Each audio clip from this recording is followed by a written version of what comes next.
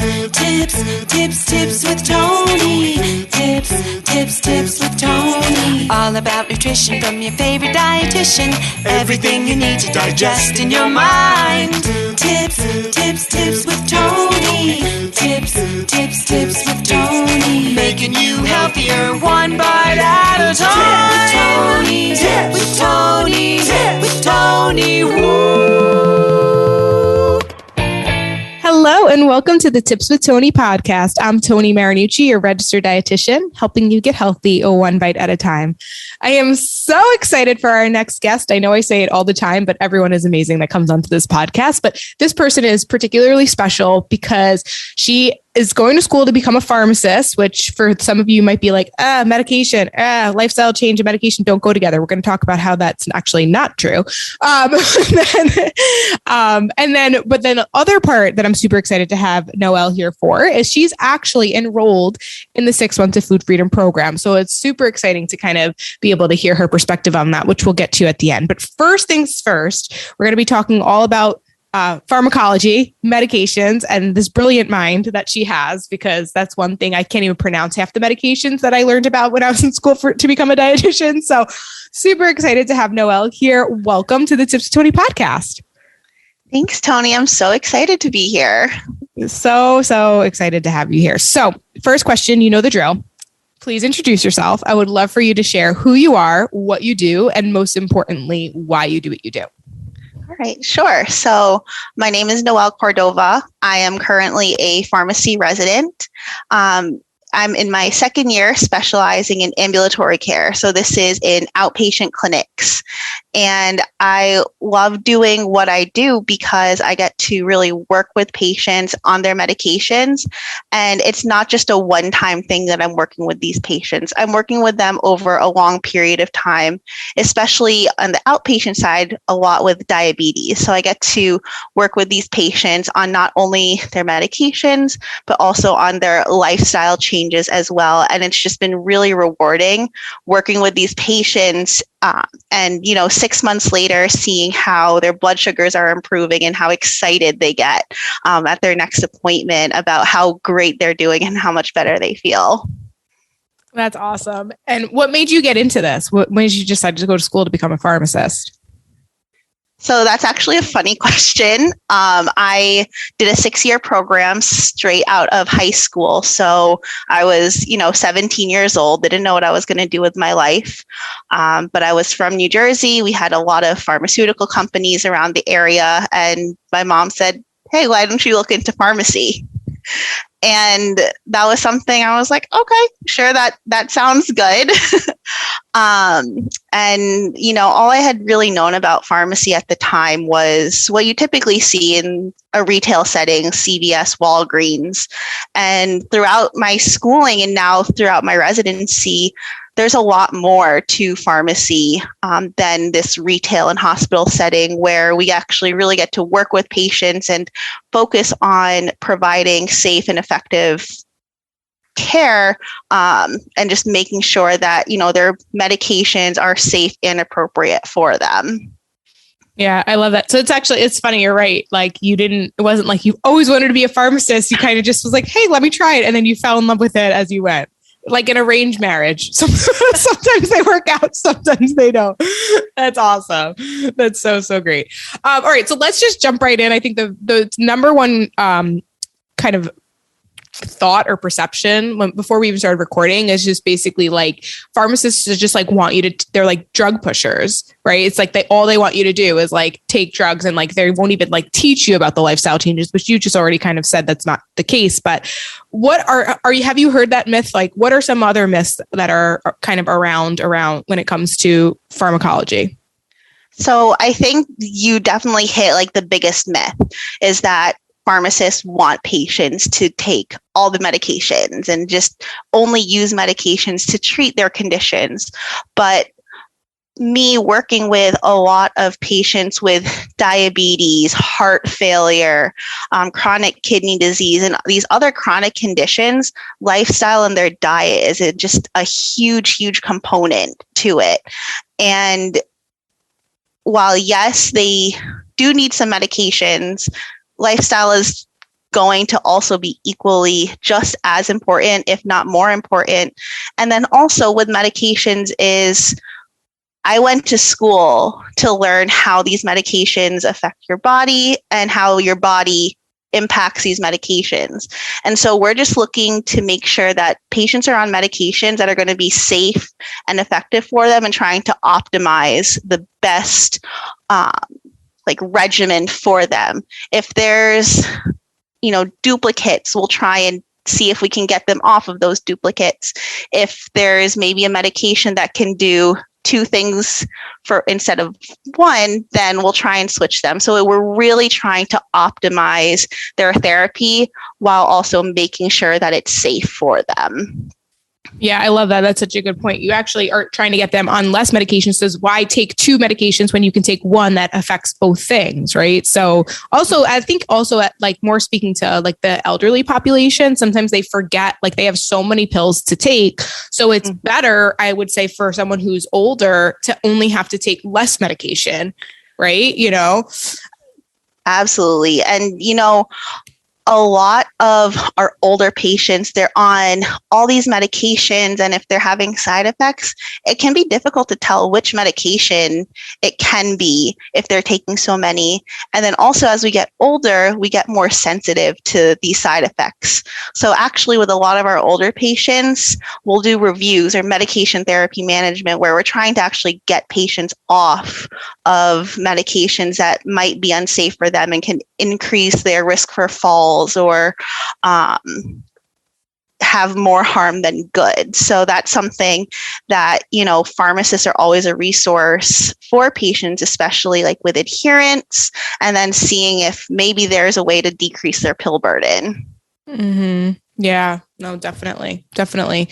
I mean, so I guess, right. So you're trained to look for the best interest of the patient, which is great. And I hate that we have people that believe otherwise, but I trust you. And listen, there's always bad eggs. I mean, there's dietitians that are just just preaching horror stories. They're preaching the worst, but it sounds like you definitely have your clients, your patients' best interest at heart. So the other thing I definitely wanted to talk about is there are a lot of people, and I can understand why, that might be resistant to taking medication. And also a lot of the disease states that you described, diabetes, high cholesterol, hypertension, those are if you adopt proper lifestyle changes, incorporating more exercise and managing, your nutrition and incorporating more fiber rich foods, or, being monitoring things with added sugar and fried foods, all that stuff, then you might potentially be able to reverse those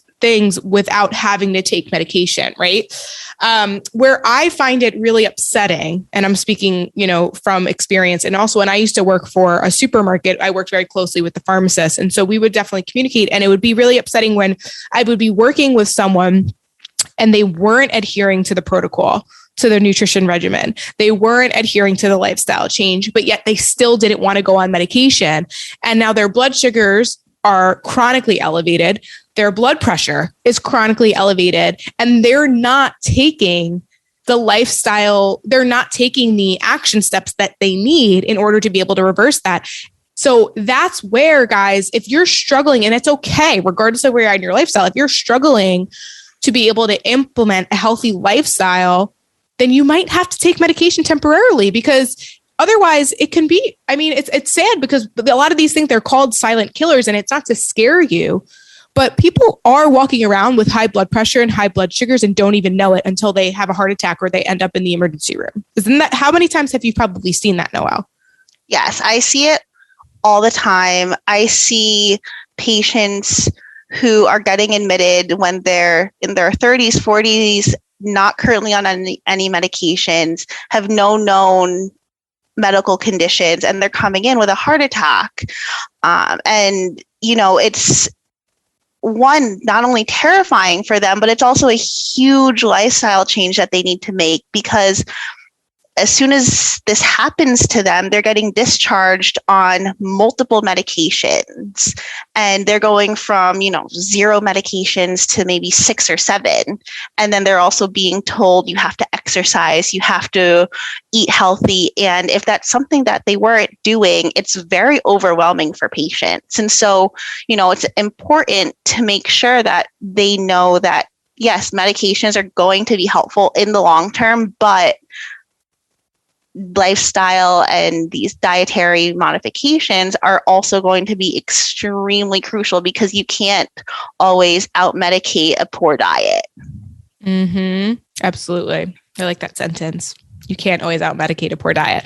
Also, on the flip side, though, I will say, and this is where sometimes like high cholesterol, I'm curious if you have any more updated research. I haven't really done any in recently, but sometimes high cholesterol could just be hereditary. So you could also actually, it could be very frustrating for someone, right? That they could be making all the lifestyle changes, and maybe their cholesterol goes down, maybe even things with like they have the lifestyle changes and their blood sugars go down or their blood pressure goes down, but it's still high and they're engaging in that. Then, I hate to say it, but I would still suggest, I would tell them to speak with their doctor and speak with their pharmacist and whoever, is in charge of their medications. But even so, I would still probably encourage, they could probably lower their dosage, but they might, just because of their genetics, they might still need to take it. And so it's upsetting, right? But I think about it like mental health, right? A lot of people are resistant to taking medications if they are struggling with their mental health. And yes, there are definitely lifestyle factors that one can incorporate. But if you're doing all the things and you're still having like manic episodes or whatever is bothering, panic attacks or whatever it is, then it might be okay to have a little bit of help and a little bit of support. Like, I feel like there's like so much shame around needing to take medicine. Have you experienced that as well? Yeah, that's actually something really funny that you brought up, because I just had a patient this week who I've been working with since, I want to say October, November, and his blood sugar was extremely high, extremely uncontrolled, and he was having symptoms of high blood sugar, blurry vision, had to urinate very frequently, was very thirsty, was feeling nauseous, and he just was not taking his medications properly. He wasn't on, the best medications for his diabetes. And then he was just also eating really anything he wanted. So his primary care provider referred him to our pharmacist clinic, and we've worked with him to optimize his medication. So for him, one thing was that he was really trying to lose weight, but didn't know how to. And he was constantly feeling hungry and wanted to eat. So one of our medications that we're using a lot more now that I've been noticing helps with the hormones in your body to help your feelings of hunger and satiety, so that you do start to feel fuller sooner. And with that, you're going to be eating less and your blood sugars will go down. You lose weight. By losing weight, you also improve your insulin sensitivity. So he's brought down his blood sugars a lot, but then also he was afraid to keep adding on more medication. So was kind of his wake-up call to start working on his lifestyle. And he's cut out a lot of the sugar, and it's a process. So, at first we're just saying, okay, you like to drink a lot of juice, so why don't we do half water, half juice, and then cut down. Now he's drinking seltzers, and just making those switches. And it's just been really rewarding, because now that I've seen him, his sugars are under control. He feels a lot better, and he's saying that he doesn't feel deprived of what he wants to eat and do. And he's on these medications, but they've helped him a lot just to get under control and allow him to live his life. Yeah, for sure. I mean, it seems like he just needed some extra support because there was so much going on. and he almost like didn't even have a place to begin or to ground him. And it is true that as you start to kind of, when your habits are all over the place, your hunger cues are not in check, like things are kind of, it's almost, unless you're working with a professional, it's almost really hard to know even where to start and where to begin. So I think it's always great to have someone to provide that support, whether it be a nutrition professional or even a medication to help support with that. So amazing. All right. Well, I think that's the perfect segue into actually why I would love for you to speak at being involved, being a member in the 6 Months of Food Freedom program. There was probably something in you that kind of felt like there was so much going on. I know you're really busy, right? And you needed support to get to your specific goals. So I would love for you to kind of just share with our listeners about kind of what was the switch for you to decide to reach out for help. Yeah, absolutely. So I think one of the things that really resonated with me when listening to Tony's podcast and reading her book was I grew up experiencing a lot of the bullying and being overweight and family comments that Tony would speak about. And so it's something that I've been, thinking about for a while. But then this year, especially working with a lot of my patients with diabetes, I was saying, hey, why don't we make all of these lifestyle changes? And I was telling them to do these, but then I wasn't implementing them myself. I was still, there were days I wouldn't eat anything until it was time for dinner, and my hunger cues were all off, and I was starving by the time I got home. So I would just eat everything in sight. And I'm getting married in September. So I was like, everything's so hectic. I'm moving. I live in Rhode Island currently. I'm moving to Texas in a couple months. So like, it's a lot of like hectic, crazy times. And I knew that having some support in how to eat out well and how to prep myself better for the week has been super helpful, especially like when I'm in residency right now. I'm in a different clinic every day. I'm at a different place, working with different people. Everything's just so crazy all the time. It's just been helpful that what I'm eating has not had to been like the biggest thought on my mind when everything else is going on.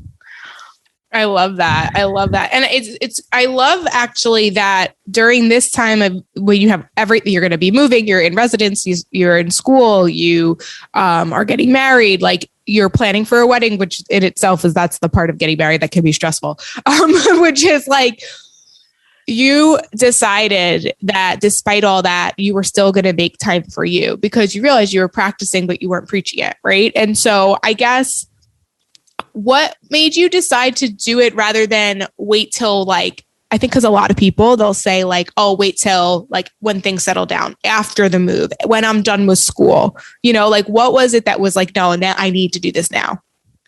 I think for me, I've just been telling myself that for years. And I don't think I think that if I keep pushing it off, there's always going to be something else going on. And especially now, just like working with these patients and seeing like how these complications can progress further down the road when diabetes and heart disease run in my family. I'm just like, I need to get myself in check. I need to work on myself because I'm going into this new season of life where I don't want to be worrying about, what my health is like down the road. So I think that was like, might as well just add to the chaos now. Yeah. Well, no, but it's so true. And it's true. Life is always happening. Life is always busy. There, never really going to feel like the quote unquote perfect time that doesn't exist. But that's what actually makes this a lifestyle change versus like being on a temporary diet or a quick fix, because life is up and down. Life has ups and downs. Life is messy. Right. And it's just, let's figure out how to work with it. There's no wait. Why wait? Like you said, you can see how, unfortunately, poor habits over time can really manifest into like really ugly things. At the same time, healthy habits, small changes over time can manifest into like beautiful things. Right. So yeah, absolutely. So that's amazing that you were able to realize, you know what? now is the time, because the best time, what's that saying? Like the best time was yesterday. The next best time is now. All right. So how long, it's been probably like 2 months you've been in the program, I would say, right? Yeah, I think it's probably been almost 2 months. I've been working with Mary Rose, and that's been fantastic. Yeah, she's amazing. And what you just said, right now it's chaos, and it's really a lifestyle change. And the first like 3 weeks that I was working with Mary Rose, I was super motivated. It was like a little bit of a lull in work, and like wedding planning, where I was able to really focus on my nutrition. But now that wedding planning is kicking up, we're trying to figure out like how our moving logistics are going to be. It's the last like things I need to wrap up in residency. Everything's so hectic and crazy now that there was a good like week or two where I was like, Mary Rose, I have no idea what I'm supposed to be doing, because now I'm like, all these things are coming up. Like we're eating out, like I have friends coming, I have all these events. Like how do I navigate through all of these things? Because these are not necessarily in my control. So I think that it's been really great being part of this program when all of these events are happening, because I have that support and like how to go about having these social events and craziness going on. Yeah. And you can do both. You don't have to put your life on hold until you get your health in order. Right? Like you can learn how to like live your life and meet people and go out and plan and all that and be healthy at the same time. Yes, definitely. Amazing. Oh my God. This is so great, guys. Like Noelle came in clutch for me. I had a recent podcasting guest cancellation. I posted on my story. I'm like, anybody available tomorrow at 2 p.m. And she was there for me. And I'm just so grateful for you. You're going to definitely get some bonus calls with me in the 6 months of food freedom program as a thank you for showing up today. Really, really grateful to have you here. Anything else you want to say to going back to the topic about pharmacy? Any other kind of like last minute comments or things you want to kind of share in that aspect? I don't think so right now, but okay. Anything else you want to say to the listeners for being in the 6 months of food freedom program? Maybe somebody who might be on the fence, has been thinking about applying, but hasn't really kind of pushed the go button just yet. What would you say to that person? I would say just do it. You can keep pushing it off, but there's always things that are going to come up. So now is the best time to just do it. I love it. I love it. Well, you heard her and I agree. So guys, if you're listening and this inspired you to apply, definitely go to tipswithtony.com/coaching to put in your application. When I receive your application, we'll set up a discovery call. It's a call we have on Zoom. We get to know each other better, make sure it's a good fit. And if it is, I'll invite you to the program. So that's how that works. So go to tipswithtony.com/coaching to apply if you haven't yet. Noelle, thank you again for being here. Is there a contact information or anything you want to provide for the listeners to kind of, if they have any questions, maybe they're going to pharmacy school, maybe they have someone who's taking a medication. I know obviously you probably can't speak to that directly unless you're working with like the doctor or knowing them, but maybe they just have like general questions about meds. Yeah, absolutely. Best contact is probably just messaging me on Instagram. It's just at my name, Noelle, with a 2 extra E. So NOELLEEE Cordova. Cordova. Amazing. All right. So I'll put that in the show notes. Once again, thank you for being here. Guys, if you enjoyed this episode, definitely take a screenshot of it, share it on your story, tag me at tips_with_Tony with an I, or the Tips with Tony podcast, and tag Noelle as well. And if you're not subscribed to the Tips with Tony podcast, make sure you hit that subscribe button. A new episode comes out every Tuesday and Thursday. And when you're subscribed, you don't miss a beat. All right. That is it from us today. As always, this is Tony Marinucci, your registered dietitian, helping you get healthy one bite at a time.